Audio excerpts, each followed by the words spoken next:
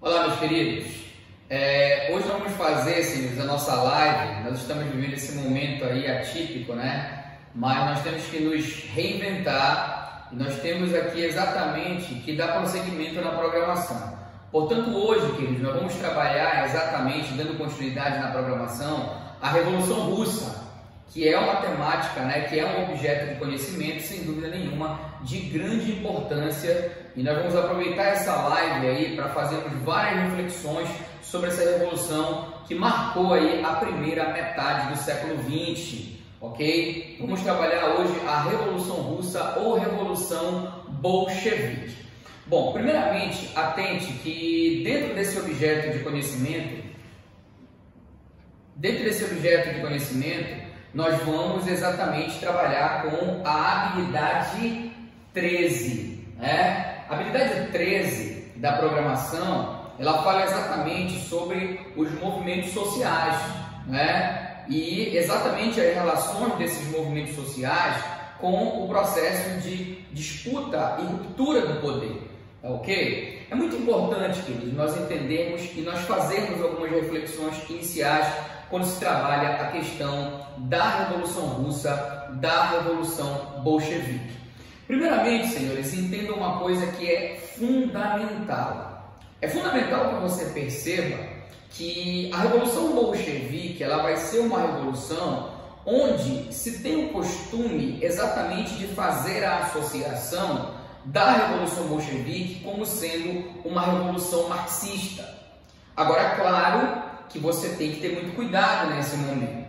Por quê?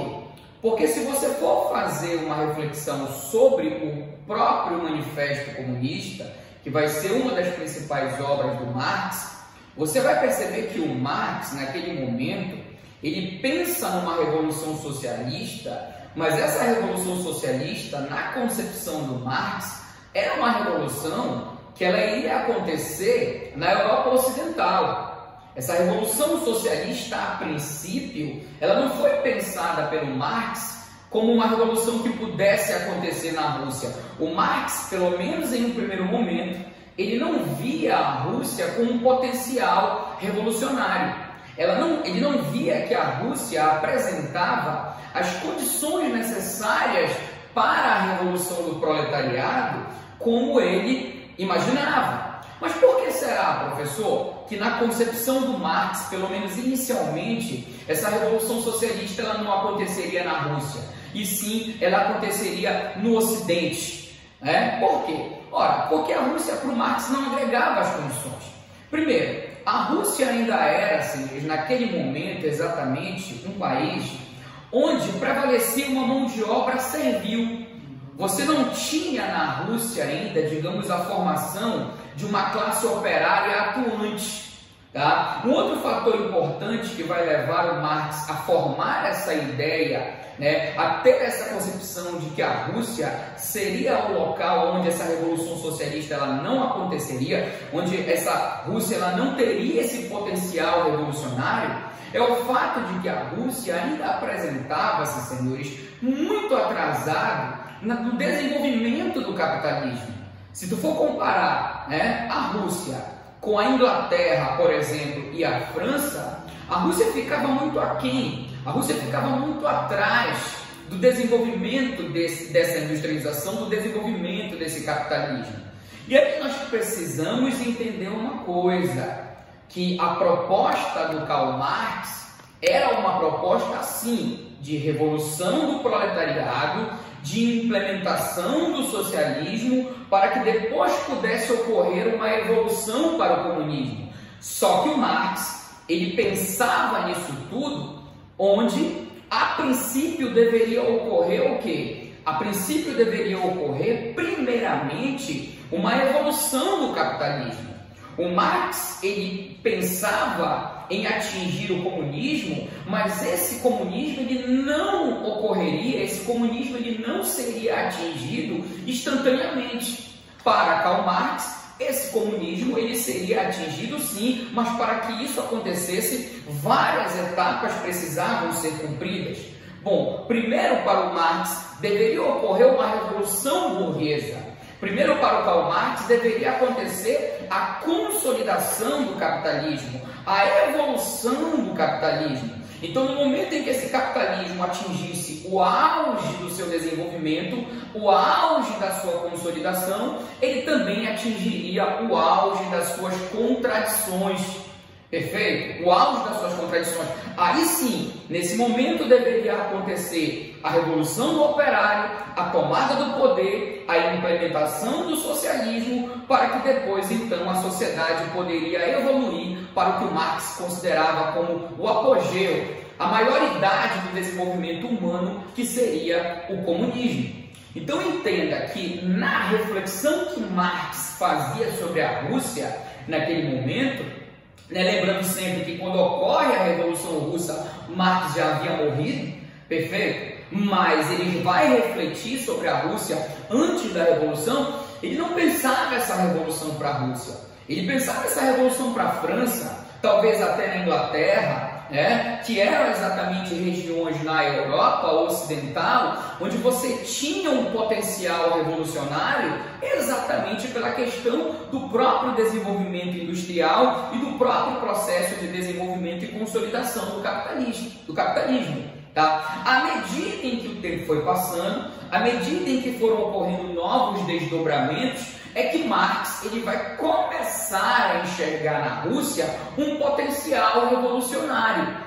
Professor, que desdobramentos foram esses que levaram Marx a mudar a sua concepção, ou pelo menos iniciar uma mudança de concepção sobre a Rússia como um potencial revolucionário?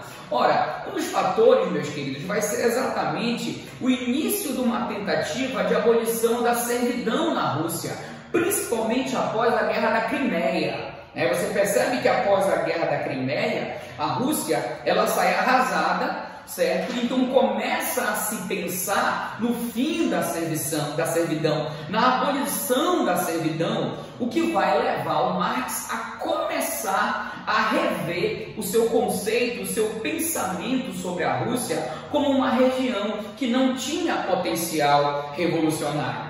Porque a partir do momento em que a servidão fosse abolida, a industrialização poderia se desenvolver, então poderia ser criadas as condições necessárias para que essa revolução socialista, para que essa revolução proletária pregada pelo Marx, ela finalmente se concretizasse e a Rússia então poderia sim ter esse potencial revolucionário. Um outro fator que leva também o Marx a começar a mudar essa sua concepção em relação ao potencial revolucionário russo vai ser a grande divulgação, melhor dizendo, a grande aceitação do primeiro volume de O Capital. Quando Marx lança, meus queridos, o primeiro volume de O Capital, você percebe que a aceitação na Rússia ela foi muito grande, desse primeiro volume. Então isso, de certa forma, vai acabar contribuindo para uma aproximação do Marx com a Rússia. O Marx começa a estudar a Rússia, ele começa a estudar os documentos, ele começa a ter uma nova visão. Só que, infelizmente, essa abolição da servidão ela acabou não vindo, o que leva exatamente o Marx a retroceder. Então, é importante, gente, a priori, que você tenha essa clareza.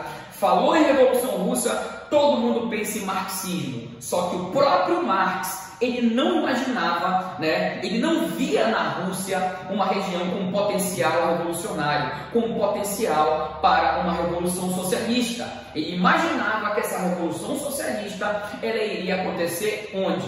Ela iria acontecer exatamente na Europa Ocidental, ou na França, ou na Inglaterra, mas a Rússia ele não via com potencial revolucionário. E foi exatamente lá que a revolução acabou acontecendo. Então esse é um primeiro ponto que eu preciso que você entenda e que eu preciso que você reflita.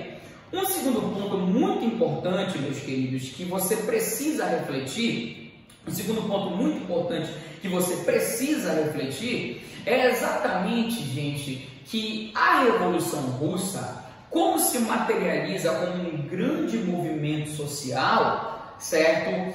Vai ter a base ideológica marxista. Só, queridos, que o marxismo, você precisa pensar com muito cuidado nele, principalmente quando você associa a ele algumas revoluções. Se vemos o marxismo, ele foi bandeira de muitos movimentos revolucionários.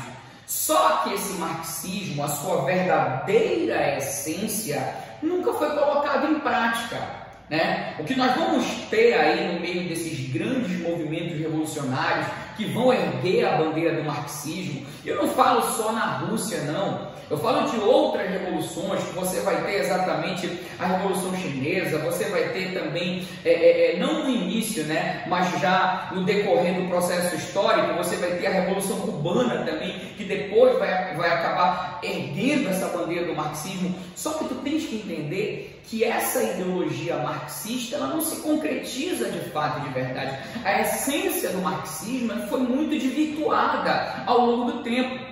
Certo? É por isso que você vai ter aí o surgimento dos chamados ismos, É por isso que você vai ter o famoso leninismo, trotskismo, maoísmo, guevarismo. Todos esses ismos que nós escutamos muito falar por aí e nos próprios livros, são o quê? São exatamente desvirtuamentos da verdadeira essência do marxismo. Então esse marxismo desenvolvido exatamente aí no Manifesto Comunista, essa teoria marxista, ela vai ser desvirtuada muitas das vezes dentro desse contexto desses vários processos revolucionários.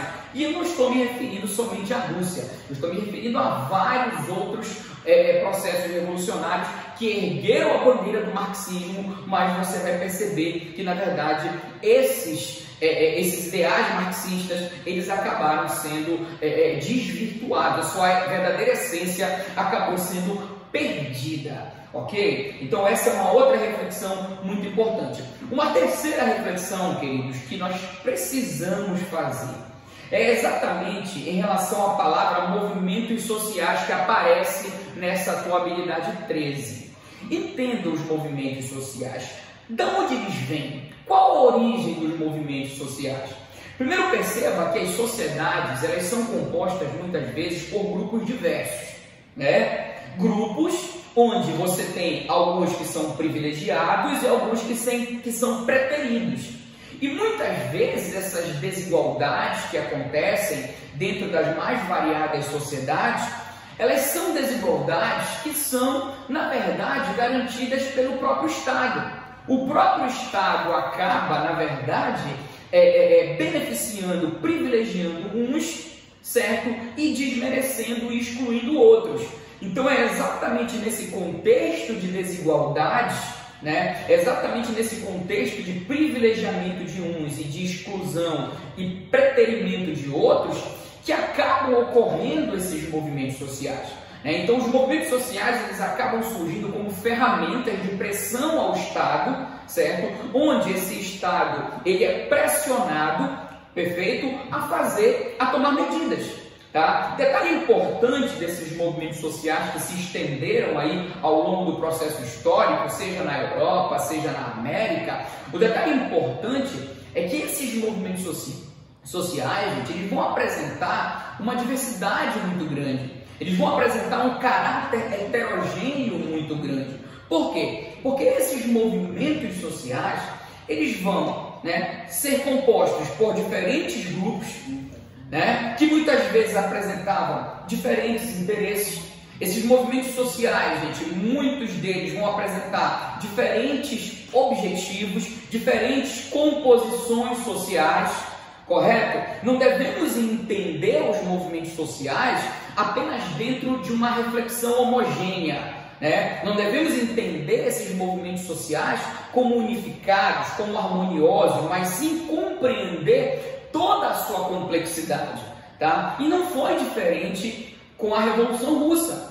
Sem dúvida nenhuma, a Revolução Russa, gente, ela foi a grande revolução socialista que marca o início do século XX, Podemos dizer que a Revolução Russa vai ser o movimento que vai erguer a bandeira do marxismo, que vai ser a primeira experiência, pelo menos teórica, a primeira experiência marxista do século XX.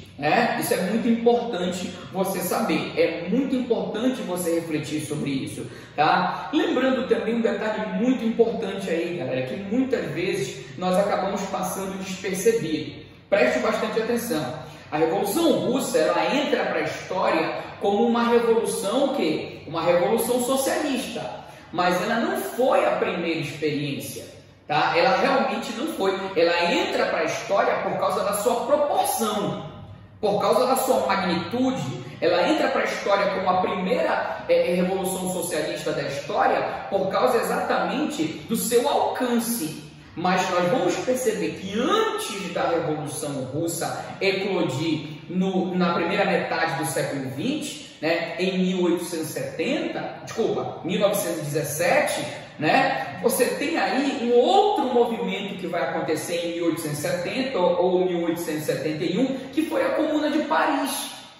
Essa Comuna de Paris vai ser um movimento também comandado pelos trabalhadores, pelos operários, ali na França. A França, ela vinha de uma derrota para a Alemanha na chamada Guerra Franco-Prussiana, perfeito? Então, lá na França, lá em Paris, você vai ter, digamos assim, o primeiro movimento social, perfeito, que vai bradar os ideais socialistas, que vai bradar os ideais marxistas, perfeito? Mas o que acaba entrando para a história é a Revolução Russa por causa da sua magnitude, por causa da sua amplitude, por causa do alcance que esse movimento ele acabou tendo, influenciando vários outros movimentos, inclusive muitos movimentos aqui na própria América Latina. Tudo bem? Então, essas reflexões iniciais, queridos, elas são muito, mas muito importantes mesmo, tá? Agora, vamos analisar exatamente como foi que aconteceu esse processo revolucionário na Rússia. Um processo revolucionário que o Marx não apostava que aconteceria na Rússia, mas que acabou acontecendo. Vamos dar uma olhada aqui, em algumas imagens, alguns slides. Antes de eu mostrar os slides, para nós entrarmos de fato na Revolução Russa, dá uma olhada aqui nessa reflexão do Eric Hobsbawm, exatamente em uma das suas principais obras, que é a Era dos Extremos. Olha só o que o Hobsbawm fala sobre a Revolução Russa. Olha só. Depois da Revolução Francesa, surgiu na Europa uma Revolução Russa. E isso, mais uma vez, ensinou ao mundo que mesmo o mais forte dos invasores pode ser repelido, assim que o destino da pátria é realmente confiado ao povo, aos proletários, aos humildes, à gente trabalhadora. Ou seja, aqui o Eric Hobsbawm, que sem dúvida foi um dos maiores especialistas, foi uma das maiores autoridades nessa temática, ele considera aí, a Revolução Russa como uma revolução de quem? De trabalhadores, uma revolução do povo, uma revolução do proletariado, perfeito? Fica bem claro nesse pequeno trecho aí do Eric Hobsbawm, ok? Mas muito bem, agora vamos fazer uma análise do contexto que se configurava dentro da Rússia, perfeito? Antes dessa revolução ela eclodir. Vamos lá, tá? Qual é o contexto que a Rússia vivia, gente? Quais foram as condições necessárias para que essa revolução ela viesse eclodir, ela viesse explodir dentro da Rússia aí no início do século XX? Primeiro entenda, politicamente nós vamos perceber que a Rússia, gente, ela vivia sobre um regime que era chamado de regime czarista.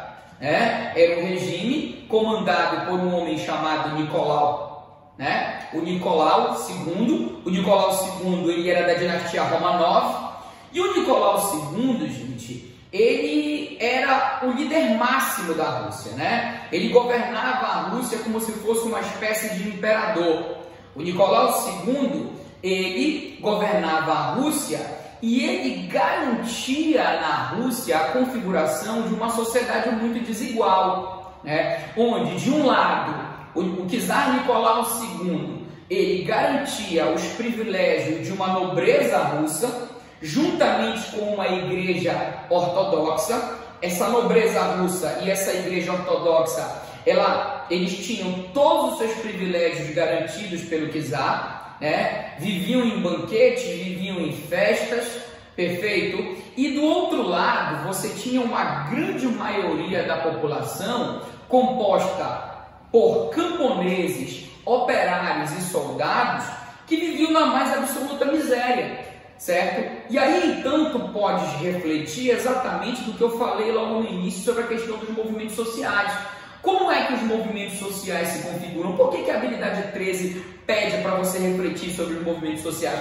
Porque é nesse contexto de desigualdade, que muitas vezes é garantido pelo próprio Estado, certo? Que vão surgir esses movimentos sociais como um mecanismo de pressionar esse Estado e com o objetivo de conseguir alguma reforma, né? Alguma mudança, algumas transformações, algum tipo de representatividade. Então entenda que essa desigualdade que existia na Rússia pré-revolucionária, onde de um lado você tem uma igreja ortodoxa, né, você tem uma nobreza que tinha tudo, e do outro lado você tem um povo composto por camponeses, composto por operários e composto por soldados que não tinham nada, todo esse clima de desigualdade vai exatamente o quê? Criar as condições necessárias para a eclosão da revolução. Economicamente, a Rússia era de base agrária, né? Economicamente, a Rússia era de base agrária. Você percebe que na Rússia, perfeito, prevalecia a agricultura. A agricultura era a base econômica da Rússia. Vamos dar uma voltadinha aí no slide para a gente dar uma olhada exatamente nessa base econômica.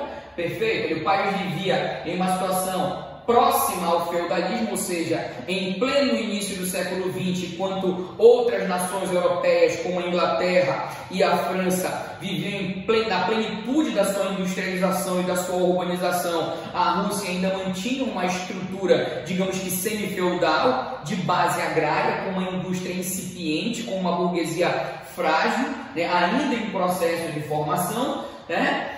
E esse contexto vai ser o contexto propício, esse contexto ele vai acabar criando as condições propícias para o desencadeamento da Revolução. Aqui eu acho interessante, né, esse texto que eu separei para vocês aqui, de um operário russo. Olha que esse operário russo, ele fala aqui das condições que os trabalhadores viviam. Olha só. Não nos é possível ser instruídos, porque não há escolas. E desde a infância devemos trabalhar além de nossas forças, por um salário ínfimo, quando desde os 9 anos somos obrigados a ir para a fábrica. O que nos espera? Nós nos vendemos ao capitalista por um pedaço de pão preto. Guardas nos agridem a socos e cacetadas para nos habituar à dureza do trabalho. Nós nos alimentamos mal, nos sufocamos com a poeira e o ar viciado, até dormirmos no chão, atormentados pelos vermes. Então você tem aqui, na verdade, um discurso de um operário russo na época, que expressa exatamente todo esse contexto de desigualdade que se enraizou na Rússia e que era, na verdade, assegurado pelo próprio czar. Né? O próprio czarismo acabava assegurando toda essa desigualdade, assegurando todas essas péssimas condições de vida, essas péssimas condições de trabalho, essa fome, essa miséria, seja dos camponeses, seja dos operários, seja dos soldados russos. Então, perceba que o clima ele começa a ser montado, né? Que começa a se configurar esse clima de tensão, esse clima propício para uma revolução. Perfeito? Isso é muito importante tu saber. Aí o que vai acontecer aqui, gente? Mediante todo esse clima de desigualdade, de insatisfação, que, volto a repetir, era assegurado pelo próprio czar, você vai ter o surgimento, gente, dentro das incipientes fábricas russas, você vai ter o surgimento do chamado POSDR. O que seria o POSDR? Presta atenção. O POSDR seria o Partido Operário Social Democrata Russo. Repetindo, Partido Operário Social Democrata Russo. Esse partido que era um partido de tendência marxista, ele surge no interior das fábricas clandestinamente, até porque era proibido nessa época da Rússia pré-revolucionária a formação de partidos políticos. Perfeito? Então esse partido ele surge na clandestinidade, um partido, né, de caráter marxista. Mas o POSDR, gente, ele não vai durar muito tempo.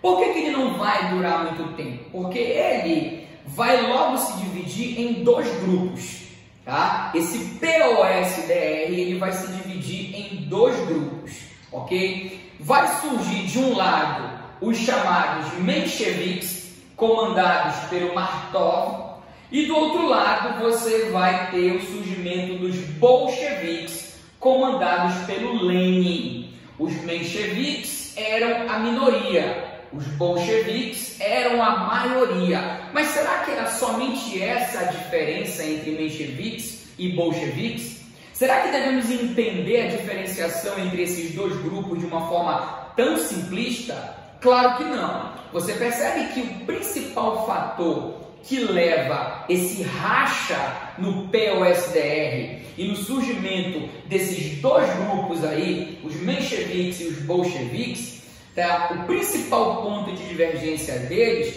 era exatamente a maneira como deveria ocorrer a Revolução Socialista.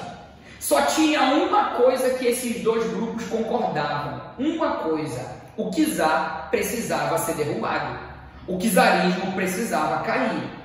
Só que o ponto de divergência deles dois, o principal ponto de divergência, era como seria feita a Revolução Socialista, era como esse socialismo ele seria implementado, né? Professor, o que dizia os mencheviques? Bom, os mencheviques, filhotes, eles queriam exatamente derrubar o czar, perfeito, desenvolver primeiramente o capitalismo dentro da Rússia, para que então depois fosse implementado o socialismo, para que depois ocorresse uma evolução para o comunismo. Ou seja, os mencheviques, eles eram considerados marxistas ortodoxos. Lembra do que eu falei no início da aula? O Marx, ele prega a derrubada do capitalismo? Claro que prega. Só que essa derrubada do capitalismo, segundo Karl Marx, deveria ser feita por etapas. Perfeito? Esse capitalismo não pode ser derrubado imediatamente. Primeiro, para o Marx, o capitalismo tem que se desenvolver. Sabe por que o Marx queria primeiramente que o capitalismo se desenvolvesse? Porque o capitalismo, para o Karl Marx, era um sistema político-econômico problemático. Então, no momento em que esse capitalismo ele atingisse o auge do seu desenvolvimento, ele atingiria o auge das suas contradições. E aí, então sim, ele deveria ser derrubado por uma revolução proletária. Perfeito? E deveria ser implementado, então, o que o Marx chamou de a ditadura do proletariado. Então, os mencheviques, eles queriam exatamente implementar o socialismo dessa forma. Eles queriam derrubar o czar, eles primeiramente queriam desenvolver o capitalismo dentro da Rússia, certo? Para depois, então, derrubar o capitalismo, para depois, então, implementar o socialismo para uma evolução, para o comunismo. Lembra que para o Marx, o objetivo final era atingir o comunismo. Para o Marx, o maior nível, o nível mais alto da evolução humana seria o comunismo, onde você não teria nenhum tipo de hierarquia, você não teria propriedade privada, você não teria patrão e empregado, você não teria exploradores e explorados. Perfeito? Tá? Já, meus queridos, os bolcheviques, eles queriam outra coisa. Os bolcheviques, que eram a maioria, eles queriam derrubar o czar, mas eles não queriam desenvolver capitalismo nenhum dentro da Rússia. Eles queriam implementar a Revolução Socialista imediatamente.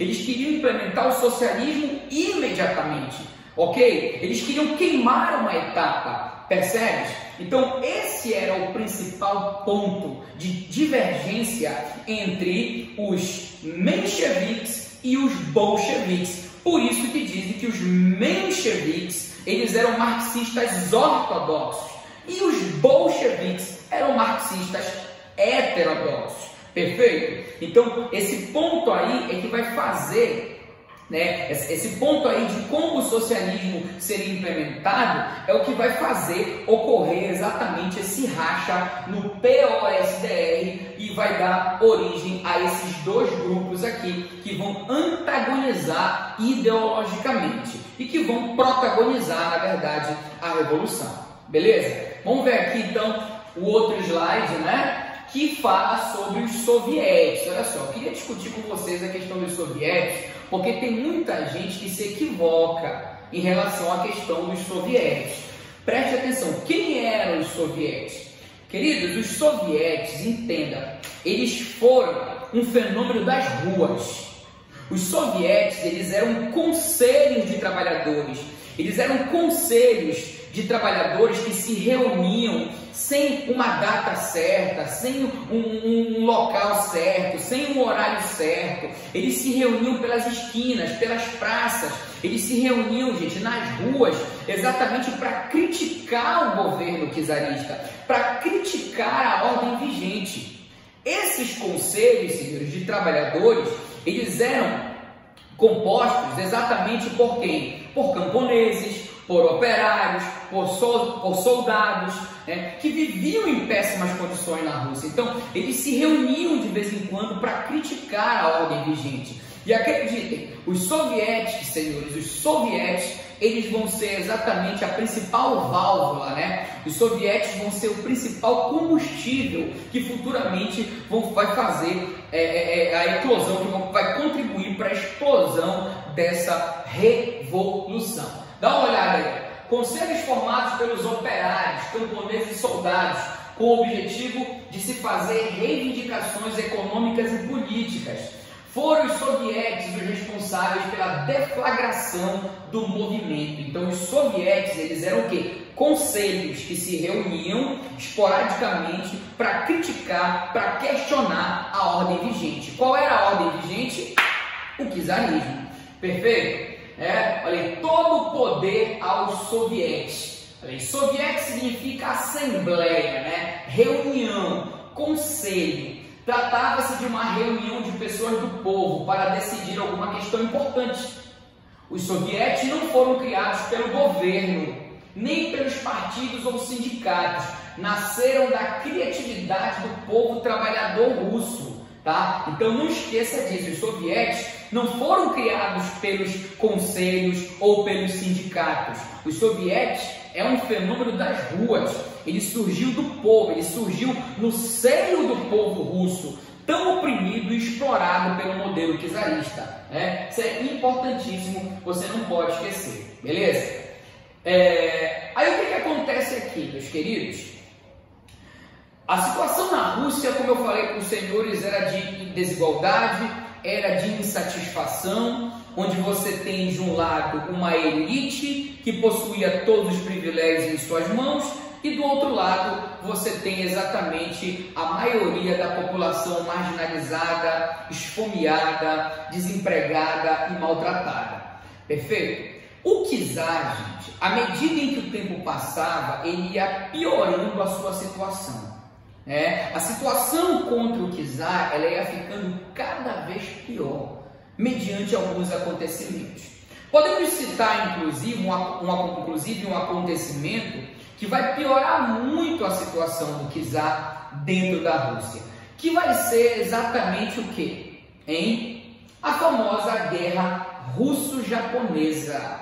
A Guerra Russo-Japonesa, gente, vai ser um conflito entre Rússia e Japão, onde a Rússia ela vai perder essa guerra. A Rússia perde essa guerra vai de 1904 até 1905, e a Rússia, senhores, perde para os japoneses. Percebe? No momento em que a Rússia perde para os japoneses, esse conflito em 1904, nós percebemos que a condição do povo, as condições, melhor dizendo, do povo russo vão piorar. A situação social dentro da Rússia, que já era uma situação complicada, ela vai piorar ainda mais. Então podemos dizer que esse acontecimento contribuiu para desgastar a imagem do czar. Mas calma, não vai parar por aí. Outro acontecimento vai desgastar ainda mais a imagem do czar Nicolau II. Qual vai ser? Olha aí. Vai ser exatamente, senhores, o episódio conhecido como Domingo Sangrento. Esse episódio aqui, nós podemos inclusive dizer que foi um divisor de águas no poder do czar. Você vai ter o poder do czar fortemente ameaçado depois desse episódio. O que teria sido o Domingo Sangrento? Preste atenção. O Domingo Sangrento, na verdade, foi um massacre, né? Um massacre que vai acontecer na Praça de São Petersburgo. O que vai acontecer? Os trabalhadores, os operários, né? Os camponeses, enfim, eles resolveram fazer uma manifestação pacífica. A manifestação de fato era pacífica. O povo saiu numa grande marcha em direção ao Palácio de Inverno do czar Nicolau II, onde eles caminhavam, senhores, e cantavam o hino Salve o czar. Para vocês terem uma ideia como essa manifestação, como esse movimento, como essa mobilização social era pacífica, que tinha participação de crianças, tinha participação de mulheres e até de idosos. O único objetivo dos manifestantes naquela fria manhã de domingo era entregar ao czar uma petição, falando das suas queixas, falando das suas mazelas, da sua fome, da sua miséria, dos seus baixos salários, né? Dando sugestões para que algo fosse feito, pelo menos para amenizar a miséria do povo. Então era uma manifestação o quê? Pacífica, uma manifestação pacífica, onde o intuito era apenas entregar ao czar um documento com as queixas do povo. E aí o que vai acontecer? O inesperado.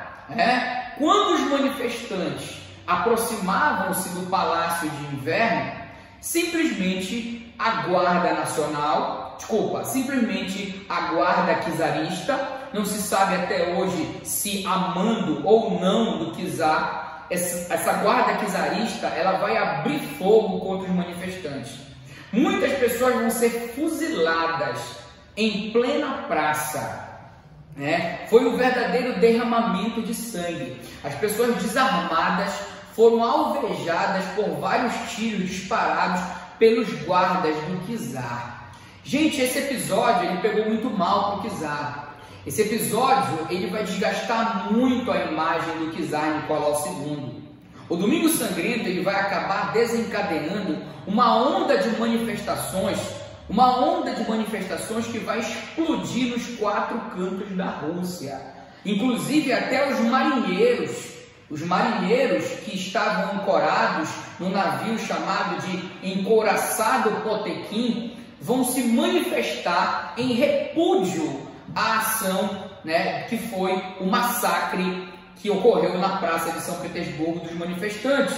Então, a imagem do czar, que já não estava muito boa, ela começa a se desgastar ainda mais depois do episódio conhecido como Domingo Sangrento.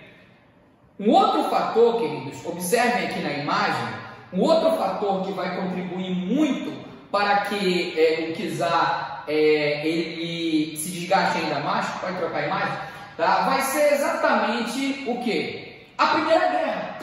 Como se não bastasse, o czar envolve a Rússia na Primeira Guerra. A Rússia ela é envolvida na Primeira Guerra e, diga-se de passagem, sem condições de participar da guerra. A Rússia, como eu falei para você no início da aula, era um país atrasado se comparado com as outras potências europeias. A Rússia tinha uma indústria incipiente, uma tecnologia que ficava aquém das outras nações europeias, um país exatamente semifeudal, uma população agrária, uns operários, uma industrialização ainda engatinhando. Então a Rússia não tinha condição. A Rússia acaba entrando na guerra por uma questão estratégica. O czar lança a Rússia na Primeira Guerra.